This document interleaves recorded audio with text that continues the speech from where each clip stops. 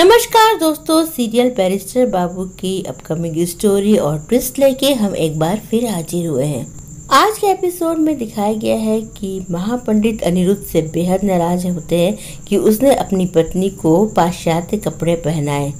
अनिरुद्ध कहता है कि इसमें कोई बुराई नहीं है। महापंडित कहते हैं कि महिलाओं का काम घर की देखभाल करना, बच्चों को संभालना है। उनको पुरुषों की गंदी नज़र से बचाने के लिए इस तरह के कपड़े दिए गए हैं, जैसे कि साड़ी, ताकि वो पूरी ढकी रहे।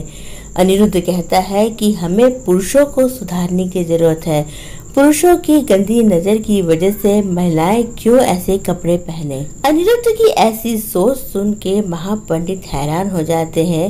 वो कहते हैं कि ये लड़का विलायत में रहा है और इसीलिए विलायती कपड़े पहनाना चाहता है अपनी पत्नी को। महापंडित बेहद नाराज हो जाते हैं। वो वहाँ से जाने लगते हैं तो काका बाबू अनिरुद्ध से कहते हैं कि तुम झुक के महापंडित से माफ़ी मांगो, वरना मैं संन्यास ले लूँगा। अनिरुद्ध बेचारा मजबूर हो जाता है। वो महापंडित से माफ़ी मांगता है और कहता है कि मैं अपने काका से बेहद प्यार करता हूँ और मैं उन्हें दुख नहीं पहुँचाना चाहता, इसलिए मैं हाथ जोड़ के आपसे माफ़ी मांगता हूँ। महापंडित काका बाबू से कहते हैं कि जिस घर में ऐसे बेटे बहू हो, मुझे नहीं लगता कि एकादशी की महापूजा इस घर में हो सकती है। काका बाबू महापंडित से माफ़ी मांगते हैं और कहते हैं इस बार कोई गड़बड़ी नहीं होगी, कृपया आप हमें ये पूजा करने दीजिए। महापंडित इस बार राजी हो जाते हैं और कहते हैं ठीक है, इस बार आप ये पूजा कर सकते हैं। इधर काका बाबू वंदिता से कहते हैं कि तुम ये दंड की बात अनिरुद्ध को नहीं बताना।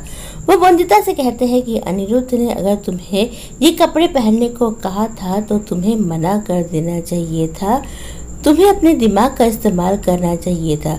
वंदिता कहती है अगर मैं दिमाग का इस्तेमाल करूं तो फिर आप मेरे हाथ से ये तावीज़ निकाल दीजिए, इससे मुझे बहुत कष्ट हो रहा है और इससे मैं घायल हो रही हूँ। लेकिन काका बाबू इस बात के लिए बिल्कुल राजी नहीं होते। वंदिता को ये बात समझ में नहीं आती कि आखिर उसके ऊपर गरम दाल गिरी कैसे।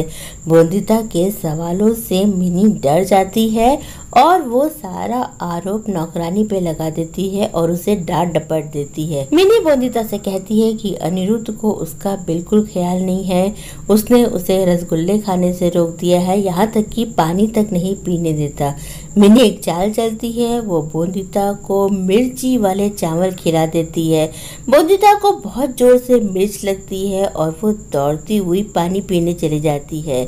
मिनी इसके बाद अनिरुद्ध के पास जाती है और बताती है कि तुम तो उसे पानी पीने से रोक रहे हो, पर वो ढेर सारा पानी पी रही है। ये बात सुन के अनिरुद्ध वंदिता के पास जाता है और उसे पानी पीने से रोकता है।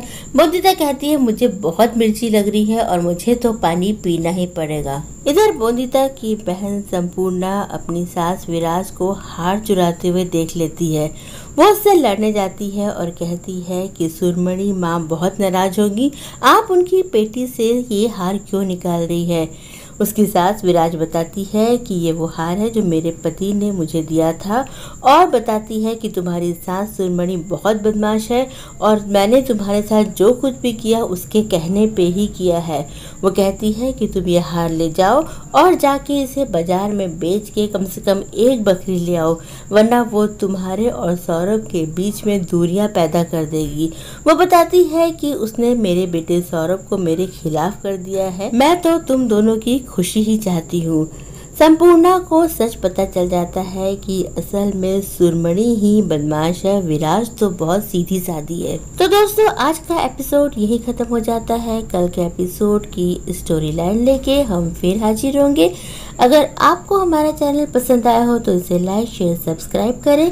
अपने कमेंट बॉक्स में जरूर डालिए। कल हम फिर मिलेंगे, तब तक के लिए बाय।